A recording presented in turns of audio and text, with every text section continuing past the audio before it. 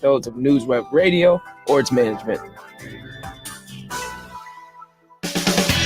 You're on Against the Grain. Raza Siddiqui, Tio, Mr. Ceasefire Hardiman. We've got what's going to be promising to be a very controversial show today because we've got someone who does not shy away from controversy. We have Chicago Police Union President John Catanzara. We have John Catanzara today to take your questions and field our questions because I know, Tio, you and I have quite a few. I'm going to ask you this, John. Let's start off. Let's get the hardball questions out of the way. You were first elected, being the first to be elected while stripped of police powers. I'm sure that has come up in a lot of conversations. Quite an honor. How do you answer that when people ask that question? Let's start with the hard one and keep the hard questions coming. Well, first of all, you know, we did practice this beforehand. It's Catanzara. That's right. Catanzara. Right. That's anyway. What I want to make sure. Right. That being said, you know, my police powers are almost irrelevant to the duties that I serve on a daily basis at this point. It really makes no difference whatsoever. So it was no big deal to me. It's not the first time I've been in that rodeo, and the department has absolutely, through COPA, made a concerted effort to strip officers as knee-jerk reaction more than ever before. So it's not unique. It's almost a pandemic within COPA and their policies at this point. You took on this role during a very trying time. You came on, COVID hit, all sorts of protests, rioting have hit. Is this what you signed up for? And how have you been able to kind of roll with the punches that you've been delivered? You know, I don't think anybody foreseen what was going to really go on in 2020, but I could tell you, I knew the lodge needed to go in a new direction and kind of grow and expand and diversify a little bit. But the running joke was it took 3 weeks to finally get my meeting with the mayor on May 29th, that Friday morning. And that was even like pulling teeth that morning. She tried to get out of it. But the joke was that was the highlight of her weekend because the riots that she said were not coming to Chicago came to Chicago in spades and in full force. You know, this is nothing like any FOP president or administration has had to deal with before, but I'm okay with that. I kind of thrive in chaos. I'd kind of be bored if there was nothing to do but the routine stuff. So again, my plates, I could juggle some more. Yeah. Well, I'll tell you something. I appreciate you coming on the show first and foremost. And I'm the same type of person. In other words, I'm more outspoken. I'm not really controversial, but what happens is that I'm the kind of guy that speaks truth to power at different times. I'm one of the guys that was on the front line dealing with police brutality, excessive force. And I'm not anti-police. I'm just against, excessive force. That's my whole thing. I go back with a lot of, upstanding police as well. So I just want to say this to you. What is the main role of the FOP? I know it's the police union. I got that. And I know the union protect the union, workers per se. But what is your main role in your capacity, what you're serving now? Well, I'll give you a quick explanation. When I first took office, I was doing an interview out in front of the lodge. And after I had finished with Channel 2, a dark SUV pulled up, the window went down, and lo and behold, it's Dr. Willie Wilson. Okay. Now, this is prior to him announcing his run for Senate. We had a conversation. We had an agreement that he was going to come in. We're going to have a sit down and we're going to talk, which is exactly what we did a couple of days later. From there, it kind of grew into a community outreach, so to speak, with members of the administration currently and Dr. Wilson's outreach within the community. So we brought ministers into the lodge. The first time we were there, we had about 16 or 17. The next time it was like 19 or 20. The third time we were there, we had 72 ministers, all denominations in our lodge on site, wanted to hear what the FOP was about. And our dynamic was simple. We were going to explain who we were as men and women, what we do as a lodge and a police department, and our direction going forward. And what I told them was this: when you talk about what does the FOP do? Right. The FOP obviously negotiates benefits, working conditions, and protects discipline procedures for every member. Now, when it comes to discipline, this is such a hot button topic, and everybody wants to strip away union protections for police in this state, which is mind-boggling to me. But the average police officer has two layers of protection. You have a complaint that's investigated by COPA or IAD. That's number one. That can be sustained or unfounded, one or the other. If it's sustained, great. Not great, but now you move on to the next level. You file a grievance, you go to an arbitrator. An arbitrator's decision is final. Whatever the arbitrator decides, whether to overturn the original decision or to sustain it, you are stuck with that. Now let's flip side that to the justice system. You are a felon. or an accused felon. You get stopped with a gun, dope, and we have to call the state's attorney for felony approval. That's one no you could get. Okay. You get, obviously, a yes on the felony charges. Now you go to a probable cause hearing. The judge can throw it out at the probable cause hearing. That's two. Now you get a court date. Judge, jury can say not guilty. That's three. You go to an appeal from there. That's at least four. If you don't go to the state Supreme Court, that would be five. 5 layers of protection for the average offender in this justice system, as opposed to 2 for the FOP. So when people say that we're protecting bad apples, no, Okay. we're just doing what we're supposed to do.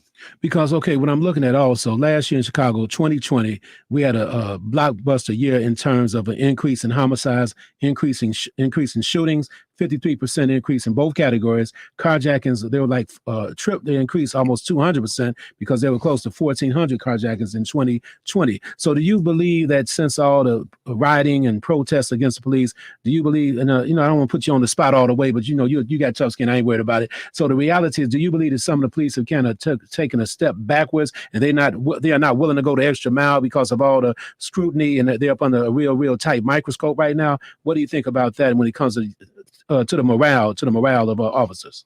Well, I mean, it's a couple different topics to touch on that, but morale is absolutely in the tank. Okay. We are attacked from every level, from city hall to county to state. And even nationwide for that matter. The profession has been under attack for a long time.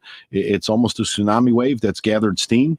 But have policemen become less proactive? Certainly. And to some degree, how can anybody be blamed for that? You just had a law passed in Springfield that's still waiting for the governor's signature, which if he did the right thing, he should veto. But 3653, you have provisions in there that actually call for punitive measures that, I mean, it's almost revenge tactics, that they want to throw coppers in jail for turning off the body cam, for false statements. And these are intentional. Well, who defines what intentional is? You can't even look at body cam. One of the other conversations I had with the mayor day one was about liability and how officers' statements don't match up with the body cams quite often. And that opens them up to lawsuits. And that's all about this lawsuits and Lovey and Lovey. But now they just passed a law that says you cannot look at body cam prior to doing a police report. That's only going to increase liability on the city's part of it. Okay. It makes no sense. But, the carjackings and the murders, I think that was more of criminals taking advantage of an overwhelmed system. I mean, the alderman just voted to cut 640 more police jobs out of the budget. I mean, how many police officers do we have in Chicago? About 13,000? In total, just under. Okay, I mean, that's all ranks, yes. And then I heard that a lot of police are retiring because of all this here, placing people under the microscope. Am I right? It's going to get worse, too. I can tell you that. If the governor signs that bill as is, we have, and I had the pension board run these numbers for me. We have a little over 2,600 officers that can leave tomorrow morning and start collecting a paycheck immediately. 2,600. Wow. We already have 1,200 more collecting checks than are paying into the system right now. Okay. At a tune of about $70 million a month, the pension fund pays out for total annuitants. And you're looking at, you could add anywhere from $7 to $15 million a month on top of that. And that's not only money going out, that's 2,000 plus that would be not paying in to the pension fund. We're talking about a pension fund that's, almost on life support at this point. So John, I'm going to take a second just really quick and ask you this with the body cam issue. Do you ever find that the body cam is actually helpful to your police officers? I know we always hear the other side of it, that like you were saying, there's restrictions on what can be viewed. What is the take that if policy is written that does this body cam ever show that the police officers acted? It can show people that this person may have acted in preservation of life, that there was a fear. What is the overall picture if you look at body cams and you look at a policy written in a certain way? I mean, specific to 3653, that is more about the rest of the state than Chicago. Chicago's been doing body cams. Most of the bigger departments have been doing them on some level. But again, the retentions, part of the law that was passed when body cams came about was that the retention was supposed to be 90 days unless a video was flagged. The city has not deleted a single body cam video since it's been implemented in the city of Chicago. They are in violation of state law with the excuse that they're saving them for training purposes, which is a bunch of BS. We're talking millions and millions of video. And not only that, it costs money to store those videos. Mm-hmm. They are paying for stuff that are basically breaking the law over. But I don't particularly have a problem with body cams. I thought they were a good thing. My problem with it is the fact that if someone wants to say that you intentionally turned off a body cam or you didn't turn it on because of a certain reason, you not only would be subject to firing, then decertification where you can never be the police again, you're also subjected to a Class 3 felony. I mean, it's ludicrous. Then plus, I have to play the devil's advocate when it comes to reducing gun violence and the carjackings. See, this is the only issue I might have with the police. See, people in Chicago need to tell the truth. It's hard to stop a killing, number one. And I would love to train police officers in the field of conflict resolution, how to get on the front end and stop the violence. That's what violence interrupters do. So what I'm saying right here is this. Police get involved once the crime has already been committed. In other words, once somebody's shot and killed, police get called. So why is it that the police cannot maybe try to stop the shootings on the front end? Why do you think that is? Is it a matter of training, or is it just like us? And I'm not saying that the police are not willing to go the extra mile, because it's hard to intercept whispers on the streets to get on the front end, because I'm getting tired of seeing the high homicide rate in Chicago. So you got a little bit under 13,000 police officers. Why is it that they cannot get on the front end and stop the killings? Real talk. I'm just cutting through the chase now because I know how to do it. Don't get me wrong. You just pushed me in the deep end of the pool. That's here. right. That's right. I mean, just your best explanation to me, and I know this is something that a lot of people don't like hearing, but the front end is home. It's your home life. It's your parents. That's the front line. That's where personal accountability has to begin. There have been plenty of shootings where police have been on the same block, and they just don't care. That's what I'm talking about. What are you going to do to stop that? I mean, literally, the superintendent, to his credit, has not called names, but he has laid blame at the door of Kim Foxx's office. Whether people want to admit it or not, the reality is there. He said these felons need to stay in jail longer than they are right now. That falls on two people's doorsteps, Kim Foxx and Tim Evans, Judge Tim Evans. I mean, that's just the reality of this all.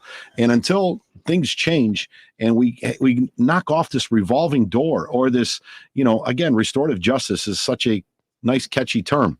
But what does it really mean? I mean, you can't just keep looking the other way and thinking, oh, now you want to create a new court where, they're not mentally developed between 18 and 26. So now you're going to have lesser punishments for people up to 26 now. I mean, come on, where does this stop? Where does the victims come into any of this equation whatsoever? There's no considerations for them in any way, shape, or form.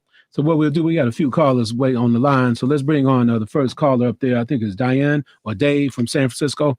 Then we get to everybody else. Dave? Oh, yeah. Afternoon. As a taxpayer, you think about the police as supposed to be gathering true and actual evidence. And when you start thinking about restorative justice, you're trying to make sure that people can return to society, in an actual helpful way. And I don't want, as a taxpayer, to have jails used, specifically hiring torturers. Now, restorative justice means that they're more like someone who's looking for redemption rather than revenge. And when you have a policy of looking for revenge, then part of their hiring practice means that you have to look for torturers. So I wonder if you've got some comments on that.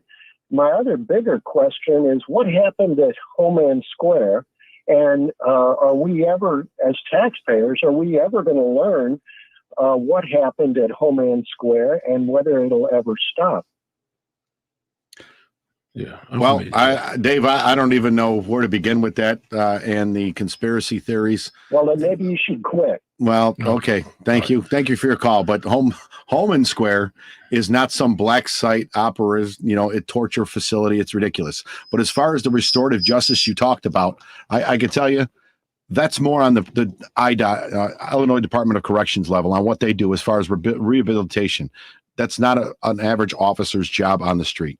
Okay, that's good enough. So let's take Greg. We got another call, Brother Greg holding for us. Greg? Hello. Hey, how you doing today? Doing pretty good, sir. I got a question for him. What do you think about the consent decree? Okay, that's a fair question. The consent decree, whatever they call it. What's your thoughts about that, John? Well, from the beginning of the consent decree, I was not in office when that obviously began, but I did have my own opinions on it, so much so that, the lodge under President Dean Angelo at the time had a forum with the Department of Justice. And the Department of Justice came in and wanted to listen and pick coppers' brains to see what they thought was the problems within the police department. Well, I met one of the attorneys from the Department of Justice at that meeting, and we had scheduled a follow-up the following week. And I could tell you, I had a 4.5-hour lunch with the Department of Justice on what I saw were problems within the Chicago Police Department. They had 3 different members of the Department of Justice come in at any given time during those 4+ hours talking about what I was putting out there. So it's not like I don't know that there's room for improvement. There's always room for everybody to improve, including the police and our members. But training has always been a major issue with the police department. And I can tell you, for those that don't know, the majority of training once you get out of the academy is looking at a computer screen, watching a video, and clicking completed. That's your training. It's absolutely ridiculous. But one of the major issues is manpower and money. You can't have a large section of the department going for training on a regular basis without the money to pay for it, and then without the manpower to supplement, obviously, other officers not being on duty. It goes counterintuitive to the fact you just cut 640 jobs out of the budget. Okay. All right, Tio, why don't we head to a commercial? We want to put the number out there again because we want to have this dialogue. We are on with John Catanzara. Catanzara, right. Fraternal Order of Police of Chicago, Union President. We would like to invite callers to call in at 773-763-9278. Again, 773-763-9278. We're going to talk about some of the complex relationships you have with other unions, as well as what's going on with the city. Obviously, there's a continuing developments in the news cycle with that, and we'll get to that right after this commercial break. Yeah, just take a quick commercial break. So far, so good. The minority groups in America are severely affected by COVID-19 due to healthcare and economic inequities. Chicago, now it's your time to make a difference in your community and join the fight against this global pandemic. Loretto Hospital, in partnership with Affinity Health, are seeking healthy volunteers to find a potential COVID-19 vaccine. Interested participants can call 877-L-TRIALS or visit chicagocovidvaccine.com to learn more.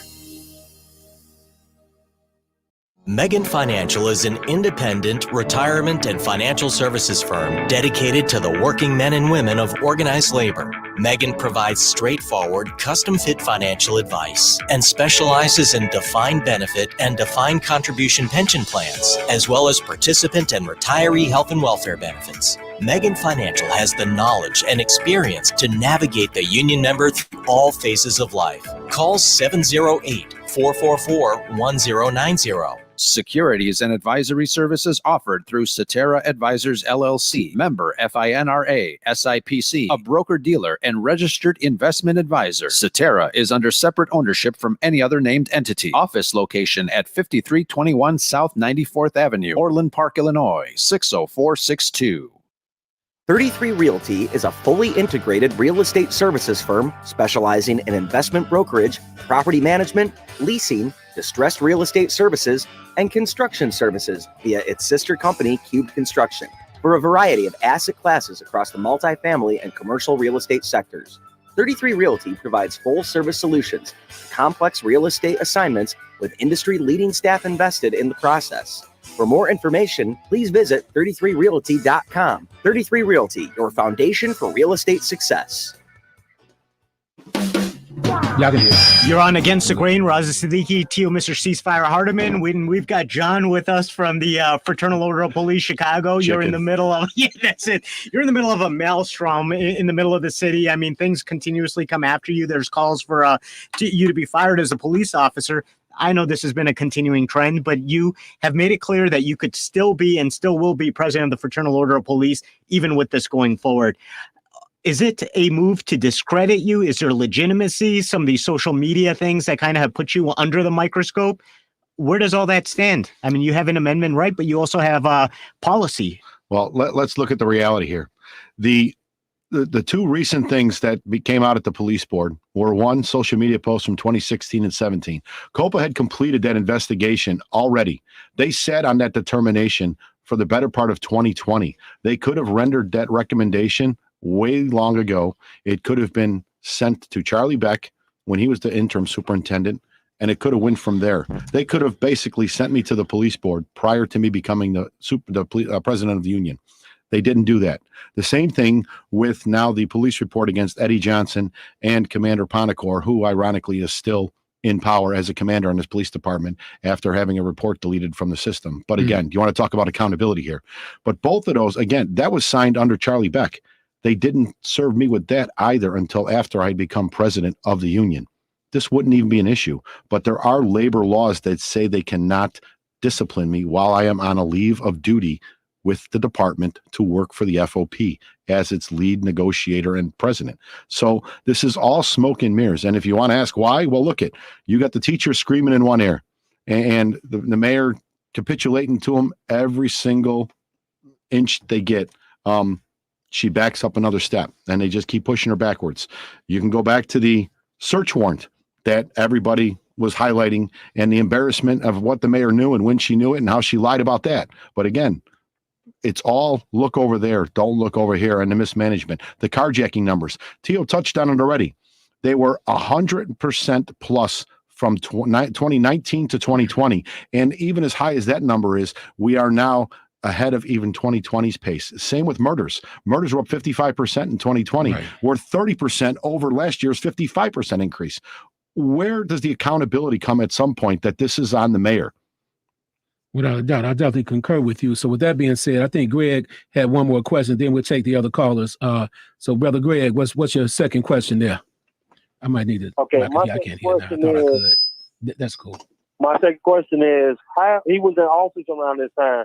How do he feel about the LaQuan McDonald situation, and how do he feel about people saying he doesn't like black people? You know, he's under scope for that. You know, if you don't like black people, I don't think you need to be the president of anything for us. Okay, we'll let him answer that question, Brother Greg. Thanks for that question too. Thanks, Greg. So let me touch on the last one first. This whole John's racist, you know, when you're playing cards with somebody who holds nothing but the race card in their hand, it makes it almost impossible to get anything done. There is no proof, evidence, references that I am racial in any way, shape, or form, biased, racist, or otherwise. As a matter of fact, I can give you example after another how untrue that really is.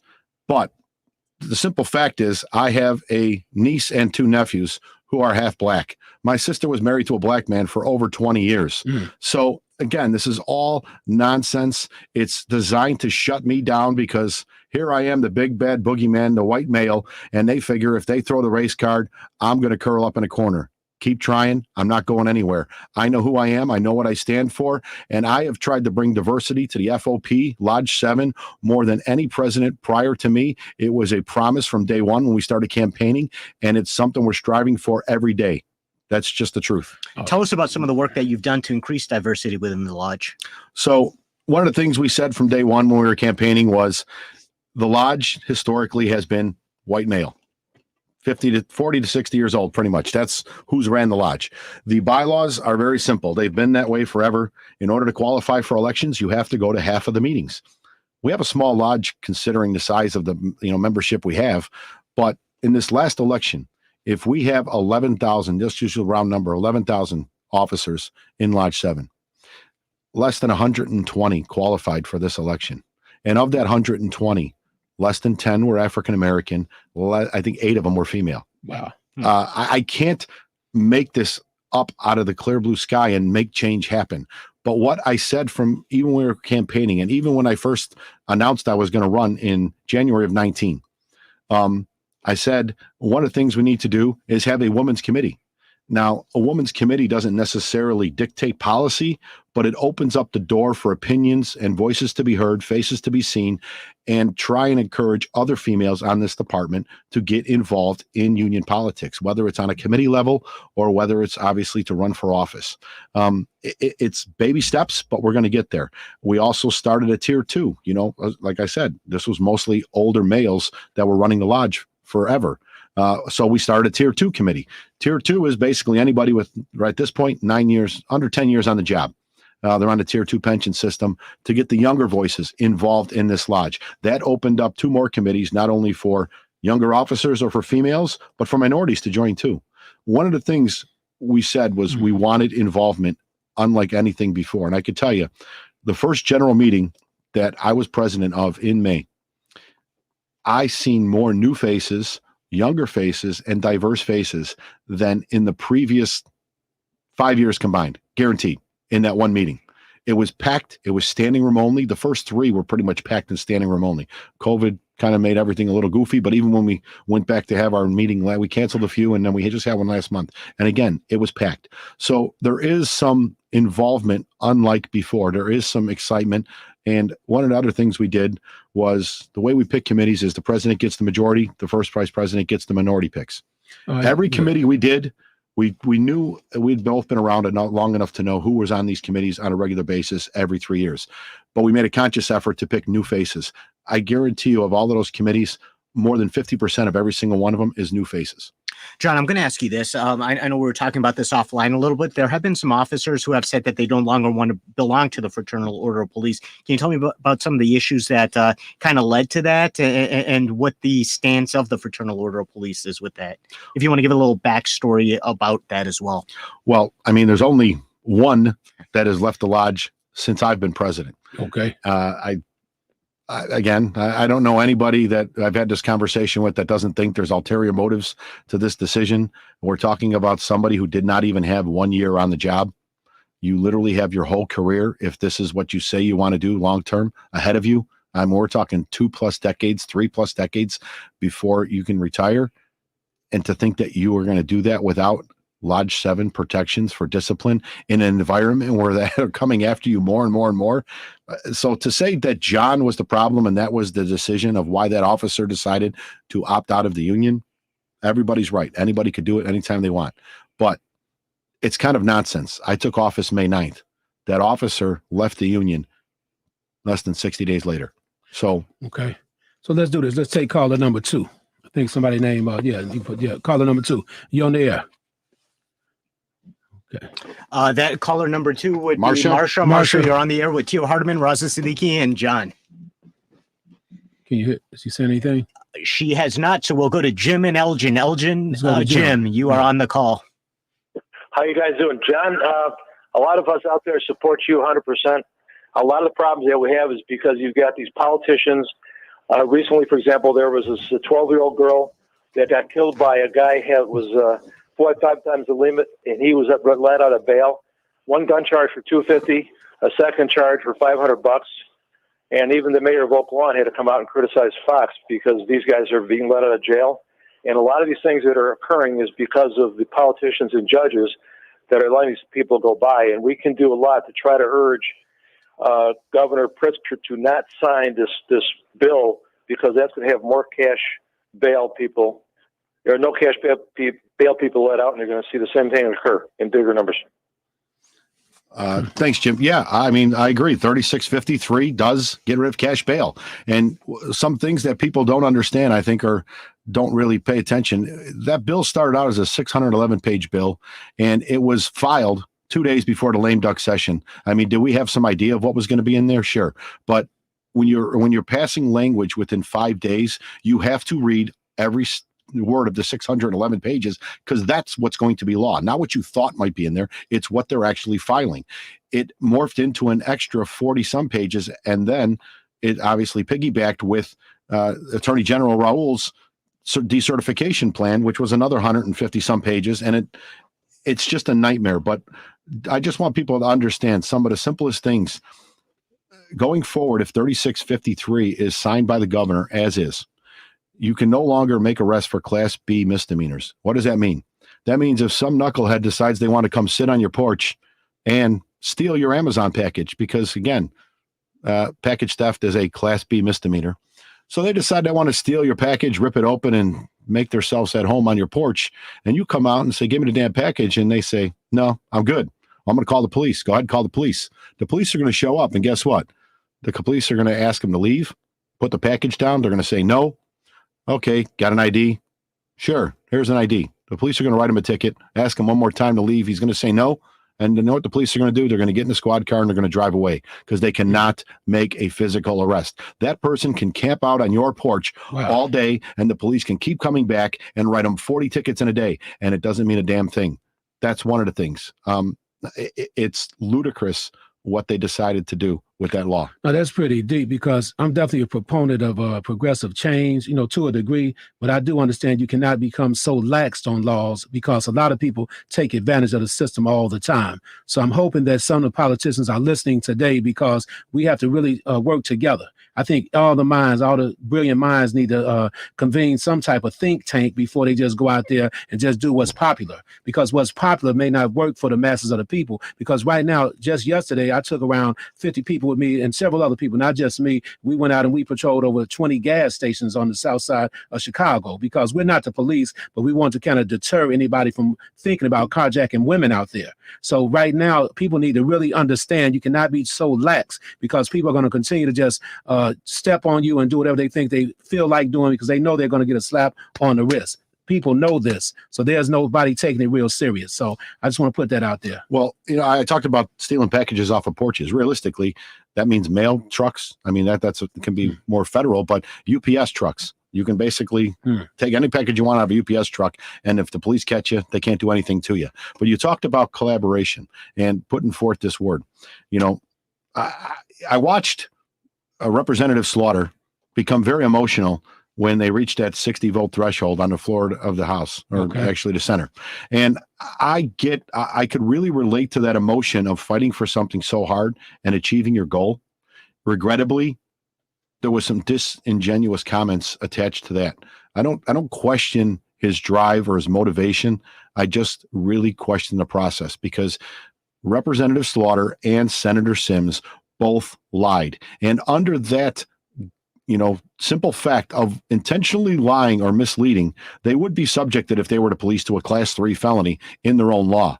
But law enforcement, when they say law enforcement had involvement in this is the simple, God's honest truth.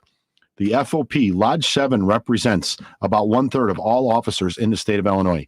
The FOP on a state level represents over 2/3 of all officers in this state.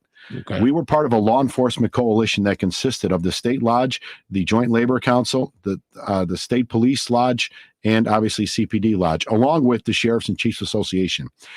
FOP on every single level, all 4 of those entities were left out of all these negotiations. The Sheriffs and Chiefs got to put some input in because they were part of our coalition, and they were allowed to talk to the Attorney General's people or even Senator Sims on some level or Representative Slaughter. But the FOP was intentionally excluded from every single conversation or public forum by both of them. That's crazy. That's what I'm talking about. Collaboration is important, Raza. Well, and I just don't understand. How do they justify that? What I don't understand is in Illinois, which is a very labor progressive state, how is it that they exclude and even call for police not to have those union protections, where they fight for collective bargaining agreements for every other worker and demand that they get protections, that they have a collective bargaining agreement which serves their need? How is law enforcement, who's out there in one of arguably the most dangerous jobs, excluded from these protections, even by fellow labor friendly advocates? It's head scratching to say the least. There was a clause originally in there that eliminated, quite like Wisconsin did years ago, the protections for discipline and dismissal, which was the original goal of even the Attorney General's decertification bill, was licensing. And our complaint to that was, you're creating a license procedure now that is not in our current collective bargaining agreement. We wouldn't have any protections under a licensing scheme. So that was a no-go from the get-go. The coalition that we put together, we worked on it all summer. I mean, from day one I was there, they had been assembled prior to this, but it really went into earnest last summer, fall, and winter. And one of the things we did was made a conscious decision that we were going to try and work with the Attorney General and try and expand decertification and what it takes to get rid of bad apples, as they say. So we did that. Our language, so this is a little inside baseball with the lame duck session. We probably had 3 or 4 back and forths with Attorney General's number 2, Ashley. I'm sorry, I don't know her last name, but she was kind of the point man for the Attorney General. And we brought our concerns about what that bill was, which was originally 841.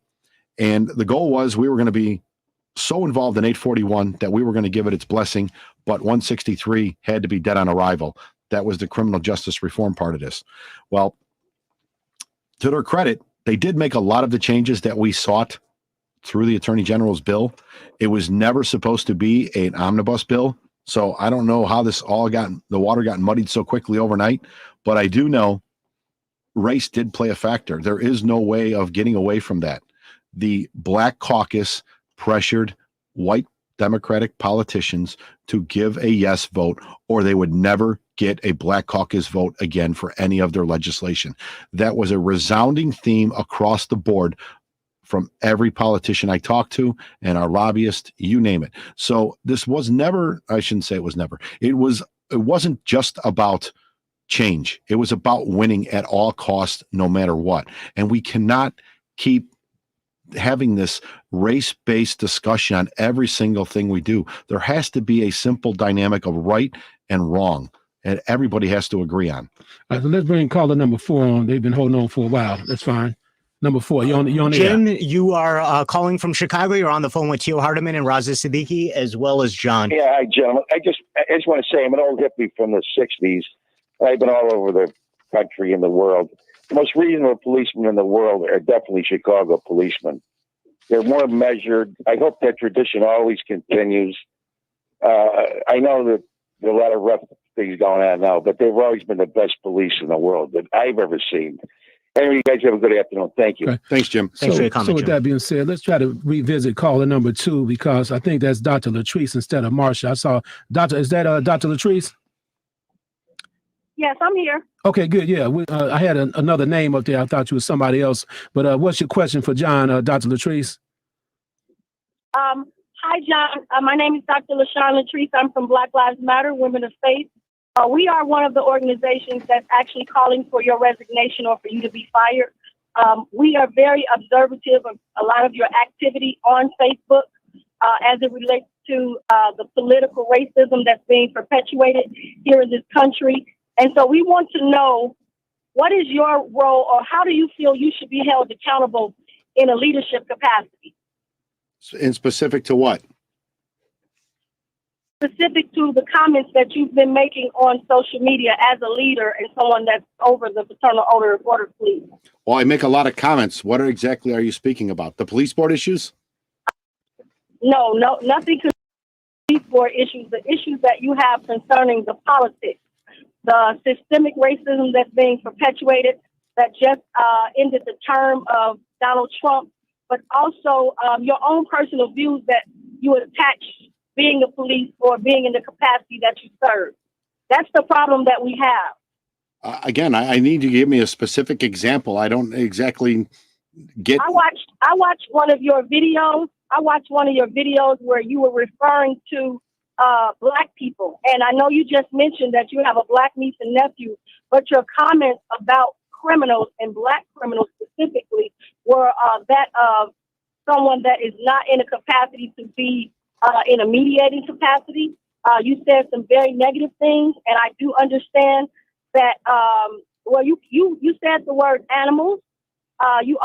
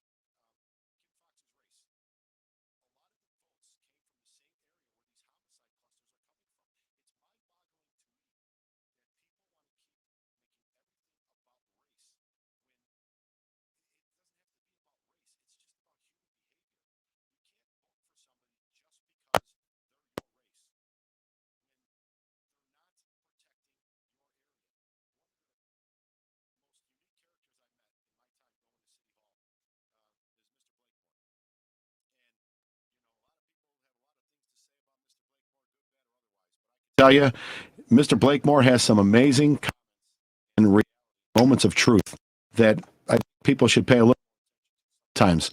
But aldermen in this term after term after term with empty promises that don't do anything to change the dynamic of some of these communities. But they're blowing smoke up people's behinds and they keep buying what they're selling. I don't get it. I just believe in personal accountability. So I know people like to twist it, that's a race thing, but to me, it's just factual numbers and statistics of where the crime is occurring and who the offenders are in the city. And we got to hit another commercial break. Okay, we'll be back to answer some more of Good these stuff. questions after this. Tio Hardiman, Raza Siddiqui on with John. We'll be back right after this. Are you interested in being one of the first participants in a COVID-19 vaccine clinical trial in Chicago? Affinity Health is currently seeking healthy volunteers who may be eligible for a COVID-19 investigational vaccine study. This will take place at the Loretto Hospital in Chicago, Illinois. We are looking for people who work as teachers, factory workers, retail workers, or anyone exposed to many people during their workday. Visit chicagocovidvaccine.com or call 877-L-TRIALS to learn more. That's 877-587-4257.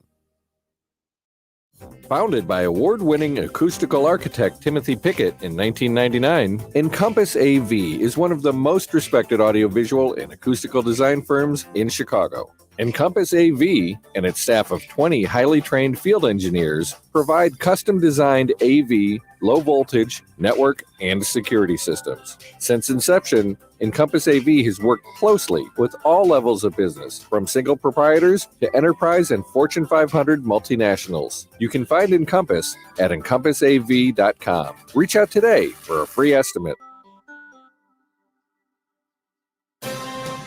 Ever wonder about the story behind the story? Who are the people you watch delivering the news, filming the scenes, and putting pen to paper to tell the story you read in your morning paper? Tune in to Media Essential Workers on Facebook and YouTube to find out. With constant changes in the Chicago media landscape, one reliable source keeps track of the people bringing you the stories. Media Essential Workers, the premier live stream telling the story of the storytellers. Sunday nights at 7. Like, subscribe, and follow Media Essential Workers to find out about special shows during the week. Hosted by Raza Siddiqui, Media Essential Workers gets the story of the storytellers. Against the grain, Raza Siddiqui, Tio Hardiman. We have a guest that promised to be very controversial. You've been kind of keeping it keeping it a little... I promised to be blunt. Promise to be blunt. You're on the national news almost every other week with something going on between the city, yourself, what's going on. I want to get into a little about the uniqueness of being a fraternal order of police union leader as opposed to other union leaders. What has been your relationship like in general with the other labor community? Well, I mean, I can tell you the trade unions I've had a pretty good relationship with. We've had discussions about expanding opportunity and diversity within even their professions. But I'm going to speak on their behalf on that end of it. I know there's other unions out there who, quite like Dr. Wilson, good friend was of mine. already champion on. I just keep looking at Marcia on the screen. It throws me off. So, okay. I get there's other unions who are calling for my resignation, which I find rather ironic because as Dr. Wilson touched on, I heard, President Trump's name come up. And one of the biggest complaints when he won his election was it wasn't fair. And then when he lost to President Biden, it was now he's trying to overturn the election. Well, what the hell are they trying to do with my election? These aren't even lodge members, and they're calling for my resignation. Even if they're members of another union or president of another union, who the hell are they to overturn a duly elected president of another union? I mean, it's pretty ignorant. And it doesn't even stop at that. You go to city council to put forth a resolution that 36 or 38 aldermen are basically signing off on, calling for my resignation or my dismissal as the president of this union is unheard of, unconscionable, and shame on them. Where are they with accountability within their own chamber? How many aldermen have gone to prison for corruption? And they just look the other way. And the simple fact is they should know, if they're lawmakers, that theoretically they can't take me out of office Does that create more cohesion within the members that you represent to see that there's all these external forces that are coming out and telling them what their will should be on these matters? Do people take offense to that? Absolutely. And I can tell you, cohesion was pretty evident early on when we took office. The membership was crying for a voice for a long time. And I know because I was part of that cry for a long time where I never felt the union represented me at the level I felt it should. I was, and you want to talk about accountability. Like this is just all piggybacking kind of stuff. Not only, again, and I know people like to make this even a race thing because it involved Eddie Johnson and Jesse Jackson and even Father Flager. And, you know, you could realistically make the simple leap that two African-American males and a priest that represents, well, used to represent an African-American church. But I also got a complaint on Jody Weiss when he was the superintendent of this department for basically being found in contempt of court in federal court 2 times as the superintendent of police, and they did nothing. Everybody ignored my complaint all the way up the chain, including First Deputy Weisinger at the time, against a white superintendent. So this isn't about black and white for me. I know people like to make that easy leap, but this is about accountability. And the accountability up the chain of command in this department has always been non-existent, and it still is in many ways, shapes, and forms, because Commander Pontecore is still in charge of the 17th district down the street after ordering a report deleted that would embarrass Superintendent Johnson at the time. There's no other way to slice it. That's deep. So let's bring caller number 1 on, then we get to caller number 3 after that. We got one. Let's bring caller number 3 on. That's Roosevelt from Chicago. Roosevelt, you're on the air. Yeah, good afternoon, gentlemen. John, I have a couple of questions for you. Far away. I understand you supported Trump from the get-go when he ran for his re-election.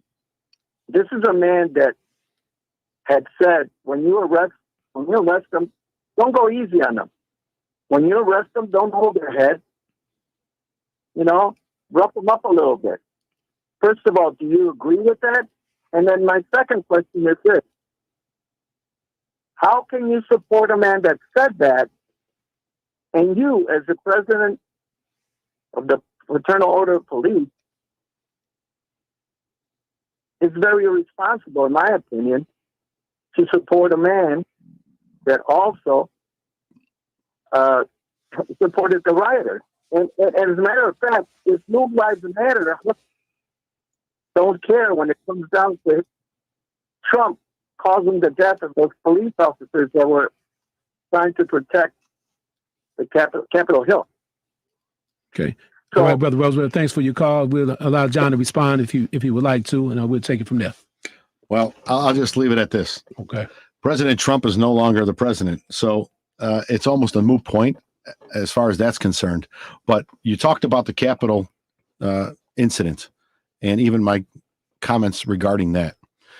My comments, which unfortunately were not given context, were based on 20 minutes of video watching on the TV at about 4 p.m. Eastern time while it was still going on. The video I had seen at that point was not anywhere near what I had seen going on in this city that I love, grew up in, and I hate to see what it's become, and even other cities. So that was kind of the Taylor direction of where my comments were going. Now, if I gave that interview an hour later, my comments would have been different. If I'd have given it 2 hours later, it would have been different than even it was an hour later. It was an ever-evolving thing. The best thing I could have did, and I've said it from day one, was not pick up the phone at all. But good old Chip Mitchell called me at the right time, and he got the quotes he was looking for. But you know what he did at the end of it? All he did was put a row of tweets out, and he saved the best tweets for last, in my opinion. And that was where I caught hell from both directions. I've always caught hell for supporting President Trump in the day from the left, but I was getting it from the right because I called for President Trump to immediately have a press conference and just knock this off and concede the race once and for all and be done with it. And literally the right wanted to crucify me because I was now turning my back on Trump and their opinion. And that wasn't the case whatsoever. It was just enough was enough. The rhetoric had to stop. We needed to move on. That was pretty much where I was at with it. That's where I'm at with it today. Am I discouraged that he even had that rally? Sure. But again, people had the First Amendment right to show up to Washington, D.C. that day to express their frustration and their First Amendment rights. They did not have the right to storm the Capitol or hurt anybody, especially police officers, period. Exactly. And I'm never going to defend that. Raz, I must That admit, information was yeah. not known to me when I gave that statement. Well, I must admit, there's an old saying, I've met with the perceived enemy, and I found out today that the enemy is not all that wrong. And I say perceived because a lot of times people have misunderstanding about people until you meet with that person. Something I learned from a gang leader, actually. A gang leader told me before he violates one of his members, he does all his research first to make sure that before he dishes out a violation, he knows what he's doing there. Then he has to have a witness there to bear witness that this guy violated one of the rules of the gangs. I'm not saying that's the best example, but it's important to do your due diligence on people before you cast judgment on a person. So I learned a lot from you today, I must admit, because I'm one of the brothers on the front line out there. I stood up against all the excessive force, police brutality all my career. Matter of fact, I just made peace with Superintendent McCarthy 2 years ago. Better you than me. That's right. That's right. Go ahead, Brother Ross. I don't mean to cut you off, but you were talking about on the front lines, and I can tell you, it kind of furthers from the comments about Dr. Willie Wilson earlier. One of the commitments we gave to those ministers who all left with a different understanding of what Lodge 7 entails was we want to do outreach on a different level right now. We're obviously going to go out into the police districts, take care of our members, barbecues, social gatherings, whatever. But we're in the process of trying to get enough funds together to have a giant food wagon, for better lack of explanation, where we can do community outreach even at the churches and stuff. I had 5 boxes of Christmas toys that I literally didn't know what to do with. And we were going to give them away to some of the ministers that were in the lodge. And unfortunately, COVID screwed that up. I ended up just giving them away to a school in the 9th district. And I gave them to the 2nd district community policing, who then distributed to people in the neighborhood there. So this lodge, I'm the bad list for however long I'm here. So be it. But again, I just keep pushing, reiterating, my actions speak louder than my words. Okay. And I think that's the spot that we have to end it. Thanks for joining us. Against the Grain, Tio Hardiman, John Catanzara. John Catanzara. I'll get it right after the end of the show. And Raza Siddiqui. That one I don't mess up. Join us next time. You can watch us on Facebook too. Against the Grain, Tio Hardiman, Raza Siddiqui. Talk to you next Sunday. Bye now. Peace.